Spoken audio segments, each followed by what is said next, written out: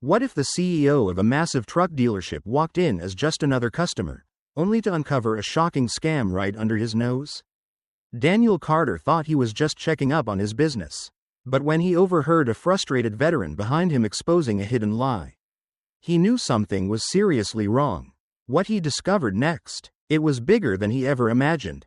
Daniel Carter stepped out of his black sedan, adjusting the collar of his worn-out flannel shirt. The cold breeze carried the faint scent of motor oil and freshly polished vehicles. In front of him stood one of his own dealerships, a sprawling lot lined with gleaming trucks, their price tags prominently displayed on the windshields. A steady stream of customers moved in and out, some chatting with sales representatives, others eyeing the inventory with cautious curiosity. To anyone watching, he was just another man in need of a truck, a small business owner, perhaps, looking to expand his fleet. No one would suspect that he was, in fact, the CEO of Carter Freight and Auto, the very company that owned this dealership. He had built his business on integrity, priding himself on fair pricing and honest customer service. But lately, whispers of deceit had reached his ears, complaints of inflated prices, hidden fees, and discounts that mysteriously vanished when customers signed on the dotted line. Strangely, his corporate reports painted a different picture. Customer satisfaction ratings remained high, and revenue was steady. If there was corruption within his company, it was buried beneath carefully curated numbers. That was why he was here. No boardroom analysis, no corporate meetings, just him, alone, walking onto his own lot as a customer, searching for the truth. Inside, the showroom bustled with activity. Salespeople in pressed suits paced the floor, switching effortlessly between welcoming smiles and aggressive closing tactics. A large banner near the entrance read, "Exclusive Veterans Discount, honoring those who served." But as Daniel scanned the floor, listening to sales pitches, he noticed something odd. No one mentioned it. A young salesman approached him with practiced enthusiasm. "Looking for something specific today?" Daniel ran a hand over the polished surface of a heavy-duty truck, feigning indecision. "Thinking about a new addition to my business fleet. Hauling equipment mostly. Got anything reliable but within a reasonable budget?" "Absolutely," the salesman replied, already leading him toward a line of mid-range models. "We've got some great financing options too." No mention of the veteran discount. Daniel kept his expression neutral, letting the salesman continue his pitch. But just as he reached for the door handle of one of the trucks, a voice behind him caught his attention. "I swear, I saw it on their website," the man said, his tone edged with frustration. "It's supposed to be a 10% discount for veterans." Daniel turned slightly, just enough to see the conversation without drawing attention. A middle-aged man in a worn bomber jacket stood next to a friend, shaking his head. "Yeah?" his friend asked skeptically. "Then why'd the guy act like he had no clue?" "That's what I'm saying." The veteran rubbed his forehead, clearly exasperated. "I asked about it, and he gave me some nonsense about pricing already being adjusted for the market. Wouldn't even check." Daniel felt a slow burn in his chest. He had authorized that discount himself. It was supposed to be company-wide, a way to give back to those who had served. And yet, here it was, being ignored, brushed aside like it didn't exist. The salesman beside him continued talking, oblivious to Daniel's growing suspicion. "How about a test drive?" Daniel forced a polite nod. "Yeah, maybe in a bit." He glanced back toward the veteran and his friend, who were now walking toward the exit, empty-handed. His plan had been simple: blend in, observe, and confirm whether the complaints he had received held any weight. But now, standing there with first-hand proof of deception, his priorities shifted. This wasn't just about gauging customer service anymore. It was about uncovering exactly how deep this problem ran. A salesman in a crisp navy blue suit strode toward Daniel, his polished shoes clicking against the tiled floor. His practiced smile was warm but calculated, the kind designed to disarm a potential buyer. "Afternoon, sir. Looking for something in particular today?" His tone was friendly, just the right mix of helpful and assertive. Daniel nodded, his eyes sweeping across the showroom floor. "Yeah, thinking about getting a new truck for my business. I need something reliable, but nothing that'll break the bank." The salesman's expression brightened. "We've got plenty of great options. Let me show you a few models that might fit your needs.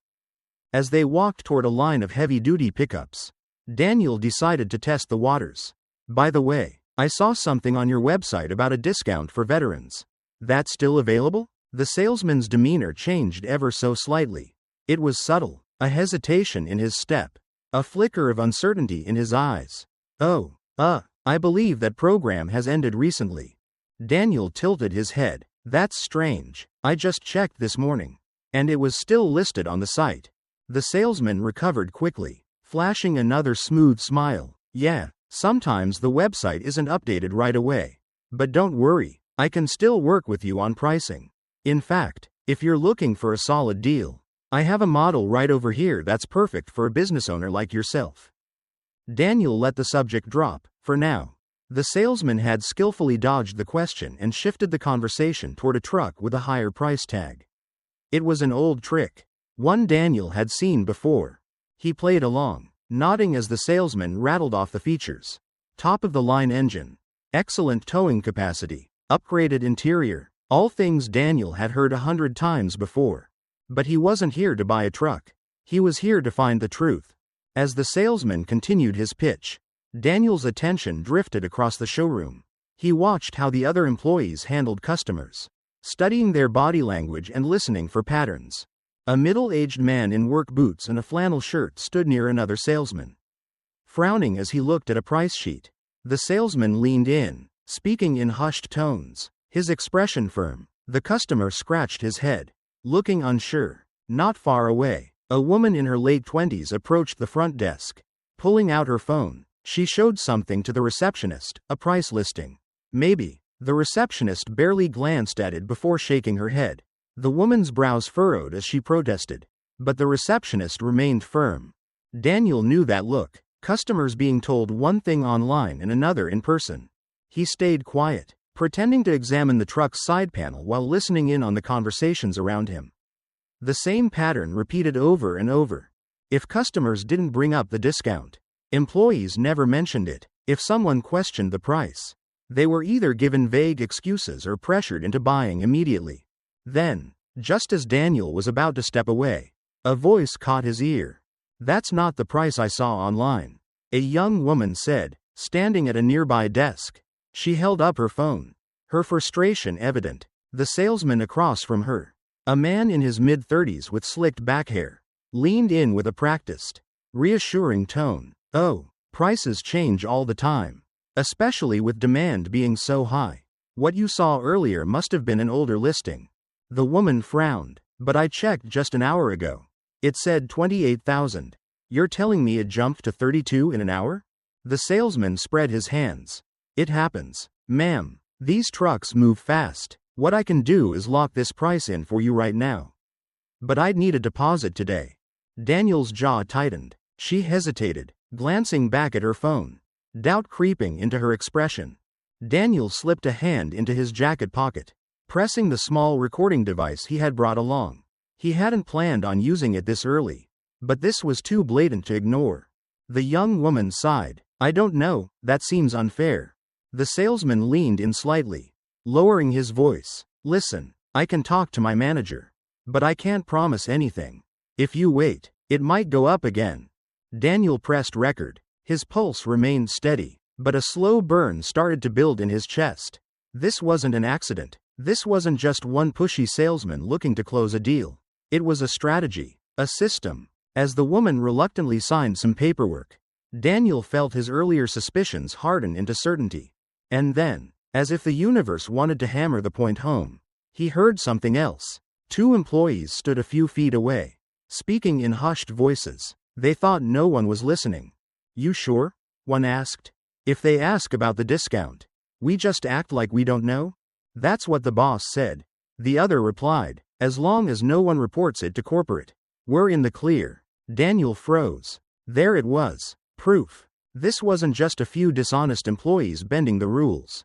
This was an operation, and someone higher up had given the order.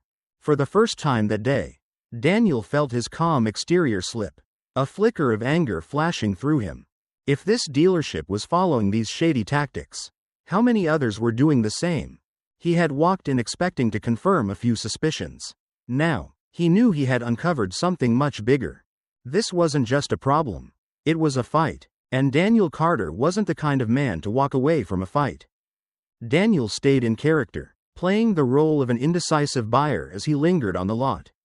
The seed of doubt had been planted, but now he needed to trace its roots. He continued asking routine questions, keeping the sales team engaged while his eyes darted between interactions. It didn't take long for him to notice a pattern. Most of the employees followed the same script: upsell, pressure, deflect. But there was one who seemed different. A younger salesman, late 20s at most, who hesitated every time a customer pushed back on pricing. Unlike his coworkers, he wasn't aggressive in his tactics. More than once, Daniel caught him glancing toward the manager's office, as if waiting for approval. That hesitation was all Daniel needed. He had found his weak link. He picked a random truck, running his fingers along the door handle. This one looks solid. Mind stepping outside with me for a smoke while we talk about numbers? The young man hesitated before nodding. Sure, give me a second. A moment later, they stood by the side of the building, out of earshot from the rest of the staff. The salesman pulled out a pack of cigarettes, tapping one against the box before lighting up. Daniel let the silence settle before speaking. I've been to a lot of dealerships, he said casually, but something about this place feels different. The young man exhaled a slow stream of smoke, avoiding eye contact. Yeah? How so? Daniel gave a knowing smirk. I get the sense there are rules here. Unspoken ones. The salesman let out a short, humorless chuckle. You could say that. Daniel leaned against the wall, keeping his tone light. I asked about the veteran discount earlier. Didn't get much of an answer. The young man shifted uncomfortably, taking another drag. That's just how things are done. Customers don't need to know every little detail. Daniel watched him closely. Management tells you not to mention it? For the first time, the salesman hesitated. He stared at the ground, lips pressing into a thin line. I shouldn't be talking about this. Before Daniel could push further, the sound of a door swinging open cut through the air. A tall man in a fitted suit stepped out from the manager's office, his sharp gaze sweeping the lot before locking onto them. He was in his 40s. Lean but commanding. His presence alone sent a ripple of tension through the air. David Lorne. Daniel had read his name in reports before, but this was the first time seeing him in person. The man carried himself with the confidence of someone who had nothing to fear and no reason to apologize. Hope I'm not interrupting, David said, his smile not reaching his eyes. The young salesman immediately straightened, dropping his cigarette and stamping it out with his heel. Daniel turned, feigning an easy demeanor. Not at all. Just getting some fresh air while I think over my options. David approached slowly, his expression unreadable. That's good to hear. We like to make sure our customers have all the information they need. Daniel met his gaze, holding it for a beat longer than necessary. There was no mistaking the underlying message. David was sizing him up, trying to determine if he was a threat. That's exactly what I'm looking for, Daniel replied evenly. David clapped a hand on the salesman's shoulder. Why don't you head back inside? I'll take it from here. The young man didn't argue. He mumbled a quick, yes, sir, before slipping away, leaving Daniel alone with David. Daniel could feel the shift in the air. This was no longer a friendly sales pitch. So, David said, stuffing his hands in his pockets. What kind of business are you in? Daniel gave a half shrug. Small-scale logistics. Moving equipment, hauling jobs. Been looking to upgrade my fleet. But pricing's been interesting. David's smirk was faint but present. We do our best to stay competitive. I'm sure you do. There was a brief pause, both men studying each other. Then, without another word, David nodded toward the showroom. Take your time looking around. Let me know if you need anything. And just like that, he walked away. Daniel watched his retreating figure, the pieces slowly falling into place. David Lorne wasn't just another manager. He was running this dealership like a closed system, and his employees knew better than to step out of line. But the real question was, did he act alone? Or was there someone higher pulling the strings? Daniel wasn't one to make assumptions. He needed facts, and that meant digging deeper. He returned inside, scanning the floor until he found the young salesman again. The man was busy arranging some paperwork. But when he saw Daniel approach, his fingers stiffened around the documents. Daniel lowered his voice. "I'm not just another customer. I can help you, but I need the truth." The salesman's throat bobbed in a nervous swallow. For a moment, Daniel thought he'd walk away. Then, after a long hesitation, the young man slid a small folded note into Daniel's hand before stepping past him without another word. Daniel unfolded it slowly. A string of numbers was scribbled across the paper. A code. The realization settled in his chest. This wasn't just corruption. This was a system, and he had just been given the key to unlocking it. Daniel drove past his usual route home, taking a detour toward a quiet coffee shop nestled in the corner of a strip mall. The neon sign buzzed faintly in the cool night air, its glow casting flickering reflections on the parked cars outside. He pulled into a space near the entrance, killed the engine, and sat still for a moment, his fingers drumming lightly on the steering wheel. The folded slip of paper with the access code lay on the passenger seat. He picked it up, rolling it between his fingers. If this code was real, it could lead him straight into the heart of whatever David Lorne was covering up. But if it was a setup, he'd be walking straight into a trap. He grabbed his laptop bag and headed inside. The cafe was nearly empty, save for a few night owls hunched over their screens and a barista who barely looked up as he entered. Choosing a corner booth away from the windows, he flipped open his laptop and connected to the cafe's public Wi-Fi.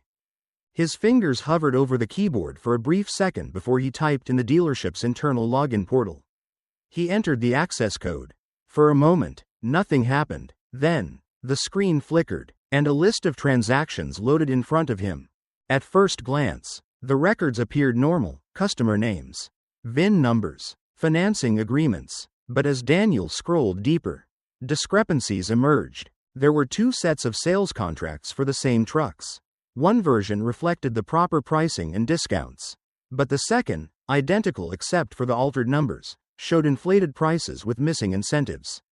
In some cases, discounts had been applied, then manually removed before finalizing the sale. He clicked on another tab labeled Dealer Overrides. A list of edited transactions filled the screen, each linked to an employee ID, most of them traced back to David Lorne. But one name stood out among the rest: Oliver Grant. Daniel narrowed his eyes. Grant wasn't just another dealership manager, he was a regional director, responsible for overseeing multiple locations. If his name was attached to these manipulations, it meant the corruption wasn't limited to one store. This was bigger than he had thought. He pulled out his phone and took quick snapshots of the screen, saving them to an encrypted folder. Just as he reached for another document, the system suddenly froze. A red warning box flashed across his screen. Unauthorized access detected. Your session will be terminated.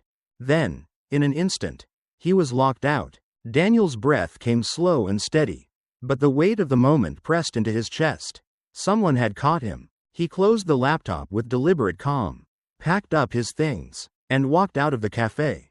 He didn't rush, didn't look over his shoulder.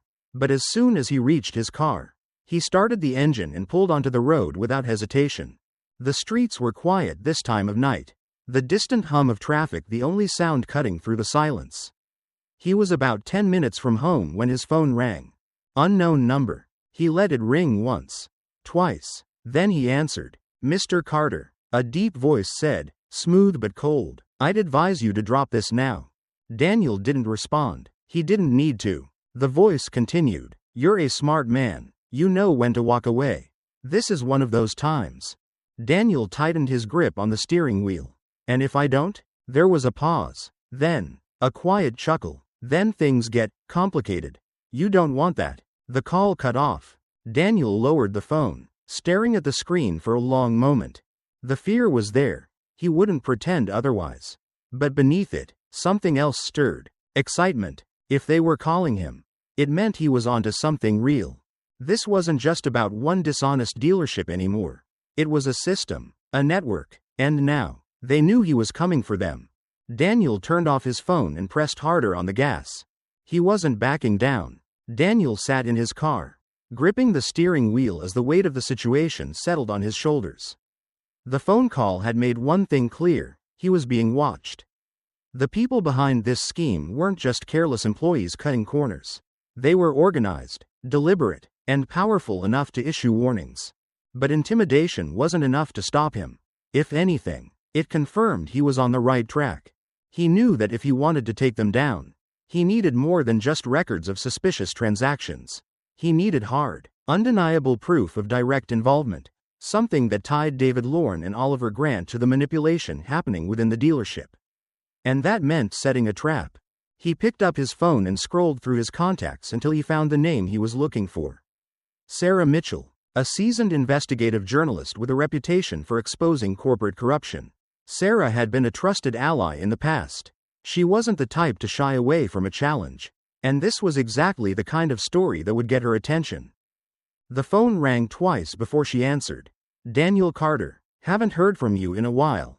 This can't be a social call. Daniel leaned back against the headrest, exhaling. It's not. I need your help. A pause. Then, the slightest note of amusement in her voice. This just got interesting. Daniel laid it out for her, what he'd uncovered at the dealership. The fraudulent pricing, the veteran discounts that mysteriously disappeared, and most importantly, the fact that someone high up was orchestrating the entire thing. I need to draw them out, he said, and you're the bait. Sarah laughed softly. Well, that's flattering. What do you have in mind? A high-profile customer, someone they can't afford to ignore. Sarah immediately understood. A business owner looking to buy multiple trucks. Big money on the line. Exactly, Daniel confirmed. It has to be big enough that David or Oliver personally handles the deal. And when they do, we'll be recording every word. Sarah didn't hesitate. Tell me where and when. The next afternoon, Sarah walked into the dealership dressed for the part, sharp blazer, expensive handbag, and the confident stride of someone who was used to people bending over backward for her. She approached the front desk, flashing a poised smile. I'm looking to purchase a fleet of trucks for my logistics company, she said, her tone clipped but polite. I'd prefer to speak with someone in management. The receptionist's demeanor shifted instantly. This wasn't an everyday customer. This was someone important. Of course, ma'am. Let me see who's available. Daniel, waiting in his car across the street, watched as a familiar figure emerged from the manager's office. Perfect. David greeted Sarah with his usual charm, leading her to a private office. Daniel already knew how this would play out. David would be eager to secure such a high-value sale. But he would also be careful. He wouldn't outright admit to anything illegal. That's why Daniel had taken extra precautions. Hidden in Sarah's handbag was a discreet audio recorder, already running, and in David's own car, parked just outside, Daniel had planted a small listening device. If David made a call after the meeting, Daniel would be able to hear it. Inside the office, Sarah played her part flawlessly. She expressed interest in purchasing multiple trucks, but she also made it clear she was unfamiliar with the buying process. She leaned into the role of a busy executive who relied on others to handle the fine print. David, sensing an opportunity, subtly guided her toward higher-priced models. When Sarah asked about promotions or discounts, he barely blinked before responding. Unfortunately, the promotional programs you may have seen online are no longer available. Sarah tilted her head, feigning confusion. Oh, I thought I saw a veteran discount. David smiled, smooth as ever. That's a common misunderstanding. Some websites don't update as quickly as they should. Sarah pretended to accept the explanation, nodding along, but the recorder in her purse was capturing everything. After the meeting, Sarah shook David's hand and left with a promise to think it over. She climbed into her car, her fingers tightening around the steering wheel as she glanced in the rearview mirror. She didn't have to say anything. Daniel could tell by the look on her face that they had what they needed. But there was still one more step. David wouldn't let a deal that size slip away without trying to lock it in. And as expected, within minutes of Sarah leaving, David made a call. From his car, Daniel listened through the receiver. We can push the price up by 15%. Make sure she doesn't catch on. A pause. Then David's voice again. I'll handle the paperwork the usual way. No one's gonna notice. Daniel pressed the record button, his heart pounding. This was it, hard proof. A few moments later, David hung up, unaware that his own words had just sealed his fate. Daniel forwarded the recording to Sarah, along with a short message. We just opened the door to something bigger than we thought. The question now is, who's really pulling the strings? Sarah's response came almost immediately. Then let's find out. Daniel sat in his car, parked just down the street from a high-end steakhouse in the heart of the city. The glowing sign above the entrance read The Winchester, a place known for its privacy, where deals worth millions were made over dry-aged ribeye and expensive wine. It wasn't the kind of place where a regional manager like Oliver Grant would normally conduct business. And that made it all the more suspicious. Beside him, Sarah adjusted the earpiece connected to the listening device they had hidden inside the restaurant earlier that evening. The plan was simple: follow Oliver, record everything, and figure out who he was really answering to. Think he knows he's being watched? She asked, keeping her eyes on the entrance. If he does, he's hiding it well, Daniel muttered. He walked in like he owned the place. Oliver had arrived 15 minutes earlier, dressed sharper than usual in a tailored suit, a far cry from the business casual attire he typically wore at the dealerships. That alone was enough to confirm that this meeting wasn't routine. A few minutes later, a second man arrived, older, with graying hair and the kind of presence that made people unconsciously move aside when he walked by. He didn't introduce himself at the front desk. The hostess nodded and led him straight to the back. Daniel felt his stomach tighten. That's not David Lorne, Sarah whispered. That's someone else. Daniel tapped his fingers against the steering wheel, watching through the window as Oliver stood to shake the man's hand. I need to hear what they're saying. Sarah nodded and turned up the volume on her laptop, which was connected to the remote microphone hidden inside a floral centerpiece near their table. A burst of static came through before the voices settled into focus. Oliver's voice was the first they heard. Everything's running smoothly. The numbers are exactly where they should be. The older man, his voice deep and steady, responded. And Carter? Daniel stiffened. Oliver hesitated. We've kept him at arm's length. But he's persistent. The man let out a quiet chuckle. Then maybe it's time we stop letting him linger. Sarah and Daniel exchanged a look. The man continued, his tone casual but laced with something colder. Lorne has done well keeping things quiet. But if Carter keeps digging, we'll need to make sure he doesn't go any further. Daniel clenched his fists. They weren't just talking about blocking his investigation. They were considering shutting him down for good. Sarah kept listening, her fingers tightening around the edge of the laptop. Oliver sounded uneasy. I understand, but Carter isn't just another name we can brush aside. He owns the company. If something happens to him, people will ask questions. The man exhaled slowly, as if unimpressed. People only ask questions when you give them a reason to. If Carter becomes a problem, we'll handle it. A long silence followed. Then Oliver spoke again, his voice quieter this time. If we go down this road, there's no turning back. The man's chair creaked as he leaned forward. Then don't give him a reason to keep going. Sarah turned the volume down and looked at Daniel. They're planning something.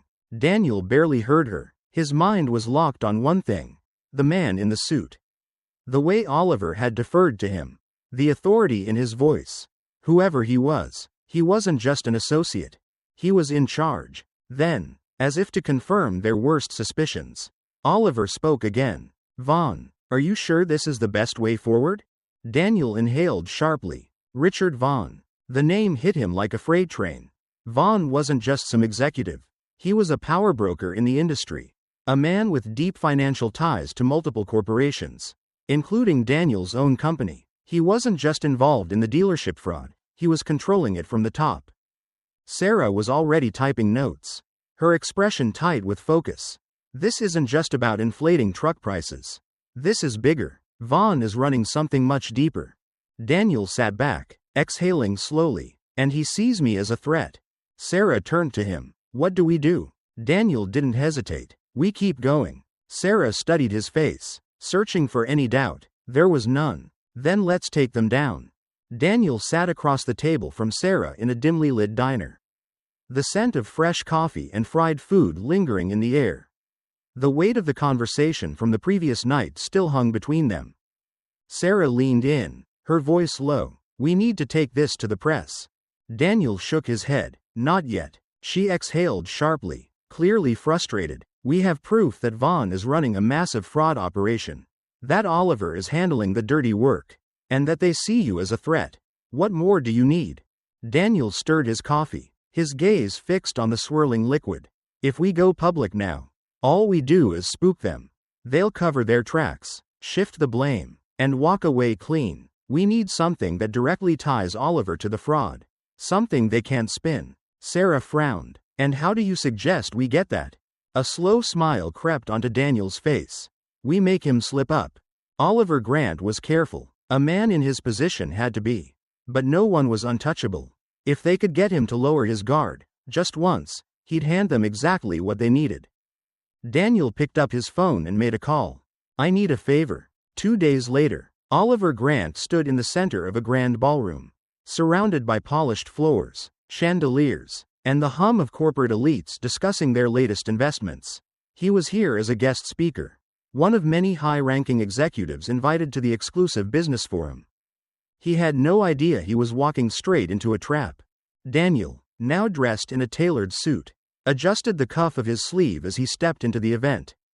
To anyone watching, he looked like any other investor looking for his next big opportunity. His introduction had been arranged by an old friend, a financial consultant who had set up a meeting between him and Oliver under the guise of a potential business deal. Oliver was waiting by the bar, drink in hand, surveying the room with the confidence of a man who believed he had already won.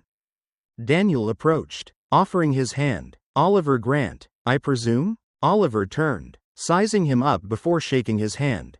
And you must be the investor interested in our dealerships. Daniel nodded. That's right, Michael Turner, logistics entrepreneur. I'm looking to expand my fleet. And I hear your dealerships are the best in the business. Oliver smirked, taking a sip of his drink. We do well. Daniel took a seat across from him, keeping his tone casual. I like to work with businesses that know how to maximize profit. Efficiency is everything. Oliver raised an eyebrow. Couldn't agree more. Daniel leaned in slightly, lowering his voice. That's why I'm interested in the way your dealerships handle special transactions. Oliver's expression didn't change, but there was the slightest flicker of caution in his eyes. Special transactions? Daniel shrugged. Word gets around. High margins, optimized pricing strategies, ways to, let's say, work around corporate restrictions.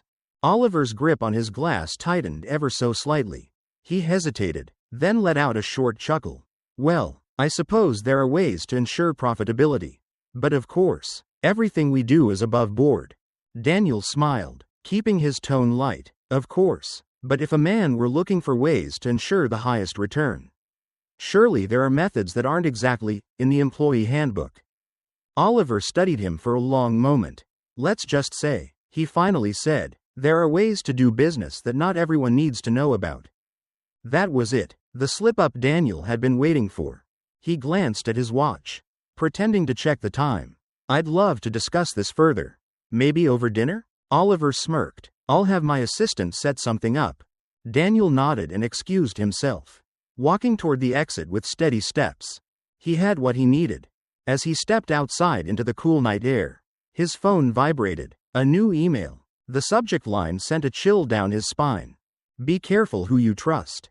Attached was a file. Daniel opened it. A photo of himself, taken just moments ago inside the event, along with another image, his real name and title.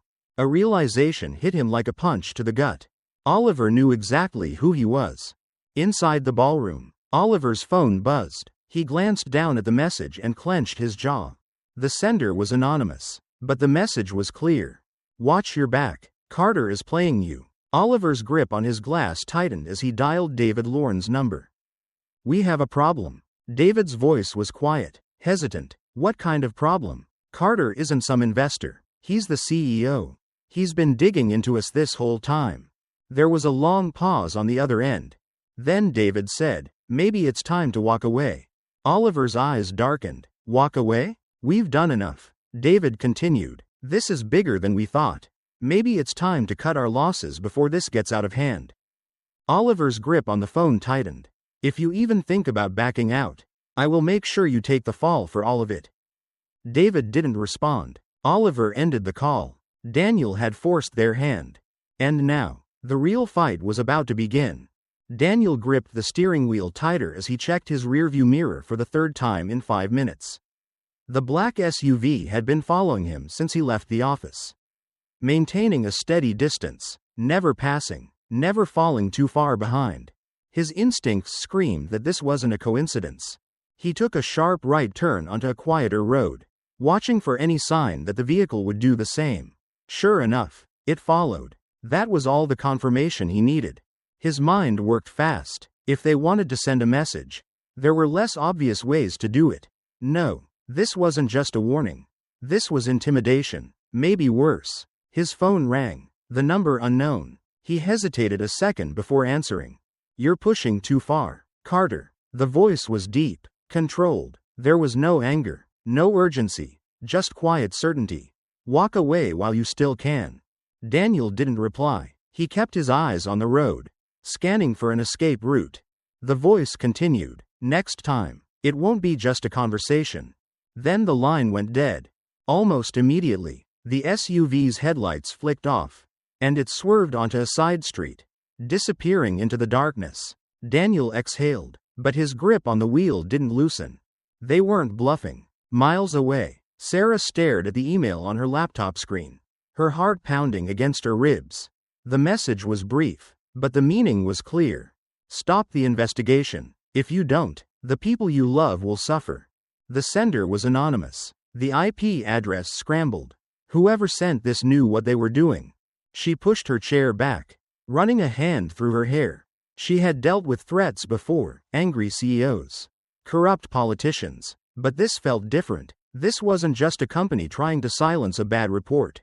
This was something bigger. Her phone vibrated. A message from Daniel. "We need to talk, now." An hour later, they sat in Daniel's dimly lit apartment, tension thick between them. "This isn't just fraud," Sarah said, her voice tight. "They're covering something much bigger." Daniel nodded, his jaw clenched. "And they're willing to do whatever it takes to keep it buried." A moment of silence. Then Daniel's phone lit up with a new message. No name, just a location and a time. "I have information on Oliver Grant and Richard Vaughn.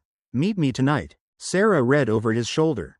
"It's a trap." "Maybe," Daniel said, "but we don't have another lead." They arrived at the meeting spot just before midnight, a rundown warehouse on the edge of town. Long abandoned, the windows were shattered, the metal siding rusted with time. It was the kind of place where things could go very wrong. Daniel scanned the area before stepping inside. Sarah close behind. A lone figure stood in the shadows, his posture tense. His face was lined with exhaustion, his eyes darting around like a man expecting to be hunted. "I shouldn't be here," he muttered. "If they find out, they already know you're cracking." Daniel interrupted. "Why are you here?" David exhaled, his shoulders sagging. "Because I don't want to die." Sarah glanced at Daniel before stepping forward. "Tell us everything." David hesitated, then spoke in a low, hurried voice. "Oliver isn't the one running this. He's just following orders." Daniel's stomach tightened. "Then who is?" David swallowed hard. "Richard Vaughn." Sarah's breath hitched. "The financial mogul? The board member?" David nodded. "He's not just inflating prices. He's laundering money through the dealerships. Hundreds of millions, maybe more." Daniel's pulse pounded. Corporate fraud was one thing, but money laundering on this scale? That meant organized crime. "We have to take this public," Sarah said. David shook his head violently. "If you do that without protection, you're dead." Daniel locked eyes with Sarah. They had been chasing a corporate scandal, but now, they were in the middle of something much more dangerous. Daniel sat across from Sarah in a rented office space, the overhead lights buzzing softly as they mapped out their next move. The information David Lorne had given them was invaluable, but it wasn't enough. They needed Vaughn to incriminate himself. And for that, they had to lure him into a mistake. Daniel tapped his pen against the desk. "Vaughn doesn't get his hands dirty. He uses shell companies, middlemen, layers of protection. We need to make him think he's in control. Make him believe he's orchestrating another deal like the dozens he's done before." Sarah nodded. "So we set up a transaction. Make him believe he's laundering money through his own system." David, sitting in the corner, looked visibly shaken. He hadn't touched his coffee. And his fingers twitched slightly as he exhaled. If he finds out what we're doing, he won't hesitate to take us out. You don't understand the kind of people Vaughn works with. Daniel met his gaze, his voice firm. Then let's make sure he doesn't find out. The plan was risky, but it was their best shot. Sarah, using a carefully crafted alias, reached out to one of Vaughn's known shell companies, posing as a businesswoman interested in moving a large sum through his financial network. Meanwhile, they enlisted the help of a hacker, an old contact of Sarah's known only as Kip. He was a digital ghost, someone who had taken down corrupt corporate figures before. His job was to monitor the money trail once Vaughn engaged. The goal was simple: catch Vaughn in the act of laundering money through his dealership network. 3 days later, they got a response. Vaughn's team was interested. Sarah received a call from a masked number. A woman's voice, cold and direct. "We've reviewed your request. Mr. Vaughn will handle this personally." That was exactly what they wanted. But they needed more than just Sarah's deal. To make Vaughn feel secure, David had to play his part.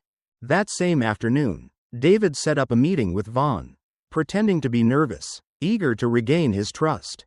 "There's another opportunity," he said carefully. "A client willing to move serious money. I can make the connection, but I need your approval." Vaughn studied him. "You've been unreliable lately, David." David swallowed. "That's why I'm coming to you directly. I want to fix that." Vaughn nodded slowly, then leaned in. "If you cross me again, it won't be a conversation next time." David forced himself to hold Vaughn's stare. "I understand." The deal was in motion. Behind the scenes, Kip tracked the digital fingerprints of Vaughn's network, following the financial trail. It was working until suddenly, it wasn't. Their connection was cut. Sarah's laptop screen went dark. The encrypted backdoor they had been using to trace Vaughn's accounts was locked down. Wiped clean. Kip's voice came through their burner phone, tight with urgency. "We've been compromised." Sarah's phone buzzed with a message. "Be careful, there's a traitor among you." Daniel and Sarah exchanged a look. Someone had tipped Vaughn off. Someone inside their own circle. Daniel paced the length of his office, his mind racing. Someone in his own circle had betrayed him. Vaughn knew about their movements too quickly, too precisely. It wasn't just paranoia anymore, it was fact. Sarah sat at his desk, typing furiously on her laptop. "We need to flush them out." Daniel stopped. "We will." They devised a trap, a false lead. Daniel made a series of calls, letting slip a crucial piece of information: a supposed meeting between a high-ranking financial regulator and a key witness. Only a few trusted individuals knew about it. Then they waited. Hours later, Vaughn's team knew about the meeting. That was all the proof they needed. Daniel called a private meeting with Kip, the hacker who had been working with them since the beginning. Kip hesitated before stepping inside, his usual cocky demeanor absent. Daniel shut the door. "You told Vaughn." Kip paled. "What? No.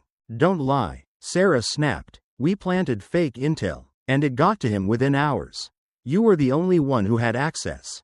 Kip's hands trembled. "I didn't have a choice." Daniel's jaw clenched. "Why?" Kip swallowed hard. "Vaughn found out about my sister. She needs medical treatment, expensive treatment. He covered it, said if I didn't cooperate, the payments would stop." Silence filled the room. Daniel ran a hand over his face. He wanted to be furious. He wanted to scream, but he also understood desperation. Kip looked at him with pleading eyes. "I didn't give him everything. Just enough to keep him from coming after me." Sarah exhaled. "It's too late to fix that now." Daniel squared his shoulders. "Then we stop playing defense." Sarah's fingers flew across the keyboard, pulling up the audio file. The recording of Vaughn, confirming his involvement in money laundering. "Leak it," Daniel said. Sarah hesitated for a split second, then pressed send. The effect was immediate. Within hours, media outlets exploded with headlines about Vaughn's criminal network. The audio file played on news channels, circulated across social media. The financial world was in chaos. Then Vaughn struck back. Newspapers he controlled ran counter stories, painting Daniel as a desperate CEO trying to manipulate stock prices. Reports surfaced about false accusations, about how the allegations were a smear campaign. And then came the corporate backlash. Daniel was summoned before the company's board.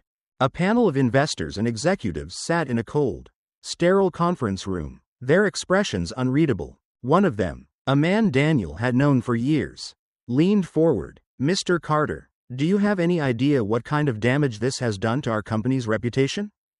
Daniel remained calm. "Our company's reputation is damaged because corruption was allowed to thrive. Because Vaughn has been laundering money through our dealerships, using them as his personal bank." Another board member scoffed. "And yet, we have no legal charges against him. What we do have is an audio clip leaked under questionable circumstances. And a stock price that has taken a serious hit." Daniel scanned the room, searching for allies. Some looked away. Others watched with careful neutrality. They were scared. That was Vaughn's power. He didn't just manipulate money, he manipulated fear. Daniel exhaled slowly. "You all know what Vaughn is. You've just been too afraid to admit it." Silence. The battle lines had been drawn. This wasn't just a fight against Vaughn anymore. It was a fight for control. Daniel sat in his car, gripping the steering wheel so tightly his knuckles turned white. The city lights blurred outside his windshield, his mind racing through every move Vaughn had made. The man wasn't just fighting back, he was dismantling everything Daniel had built. Brick by brick, Sarah's voice crackled through his earpiece. "Vaughn's people are in full damage control mode. News outlets are running stories questioning the legitimacy of the audio recording." Daniel clenched his jaw. "That fast? They're saying it's been manipulated." She continued. "They're discrediting the sources. Vaughn's PR team is working overtime. And it's working." Daniel exhaled slowly. Vaughn had spent years cultivating power. He had the media in his pocket, the influence to bend public opinion. The initial shockwave of the leaked evidence had rattled the financial world. But now Vaughn was using that same system to bury the truth. And worse, the board was turning against him. A few hours earlier, Daniel had been summoned to an emergency meeting. The boardroom had been packed, but the tension had made it feel suffocating. "You're putting the entire company at risk," one of the senior members had said, his voice laced with frustration. Another had leaned forward. "Do you have any idea what this is doing to our investors? The stock is plummeting. We can't afford to go to war with Vaughn if we don't have undeniable proof." Daniel had met their gazes. Unwavering. "Then let's get undeniable proof." But time was running out. Sarah's voice pulled him back to the present. "We have one shot at this." Daniel already knew what she meant. David Lorne had recorded a video that showed Vaughn personally instructing him to alter financial records, to funnel money through shell companies, to erase transactions that could expose the operation. It was their trump card. The problem? That video was locked away in David's home office, and Vaughn's people were undoubtedly on their way to retrieve it. Daniel turned the key in the ignition. "We're getting that video." Sarah didn't hesitate. "Where do we meet?" "David's house." Now. 30 minutes later, they pulled up outside the quiet suburban home. The street was dark, only a few porch lights casting long shadows across the pavement. Daniel scanned the area. No sign of Vaughn's men, yet. Sarah picked the lock on the side door, and they slipped inside. The house was eerily silent. A half-finished cup of coffee sat on the counter, a newspaper folded neatly beside it. David hadn't been home for days. Daniel moved through the hallway quickly, his pulse steady. He knew where David kept his files, behind a false panel in his desk drawer. Sarah booted up the desktop computer, her fingers flying across the keyboard. "I'm in," she whispered, copying everything now. The progress bar crawled forward. "Come on," Daniel muttered under his breath. Then headlights flashed through the window. Sarah tensed. "They're here." Daniel pulled out his phone and sent a quick message to Kip. "We need an exit." Then, the front door handle rattled. Sarah grabbed the USB drive, yanking it free just as the door burst open. Two men stepped inside, their eyes sweeping the room. Daniel moved first. He slammed his shoulder into the closest intruder, sending him stumbling back. The second man lunged at Sarah, but she ducked, grabbing the nearest lamp and swinging it hard against his head. "Move," Daniel barked, grabbing Sarah's wrist and pulling her toward the back door. They sprinted into the alley, the sound of footsteps pounding behind them. A black SUV screeched to a stop at the end of the street. More of Vaughn's men. Sarah's phone buzzed. A message from Kip. 2 blocks east. Get there now. Daniel didn't hesitate. They ran. The chase stretched through the darkened streets. Headlights sweeping across buildings. Shadows shifting in alleyways. But Daniel and Sarah knew the layout better. They cut through a side street, jumped a fence, and sprinted toward the parked car where Kip was waiting. As soon as they dove inside, Kip hit the gas. Daniel's heart pounded as he looked at Sarah. She held up the USB drive, breathless but victorious. We got it. Daniel exhaled sharply. No more waiting. No more caution. Then we go public. Tonight. The conference room was packed. Reporters, cameras, corporate executives.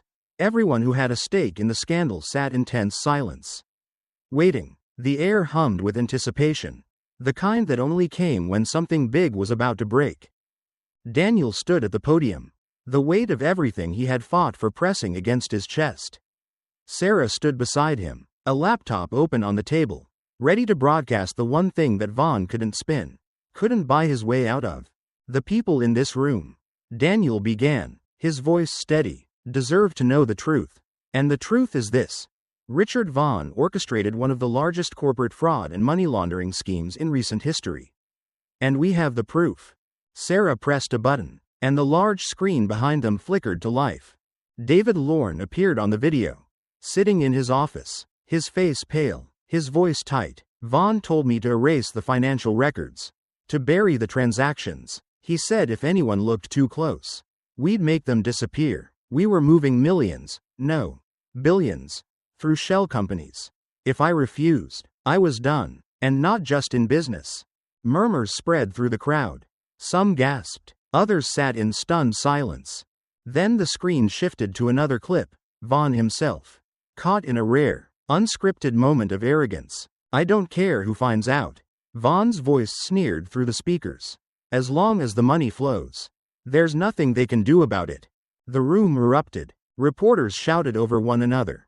Cameras flashed, and within seconds, news alerts were pinging across the country.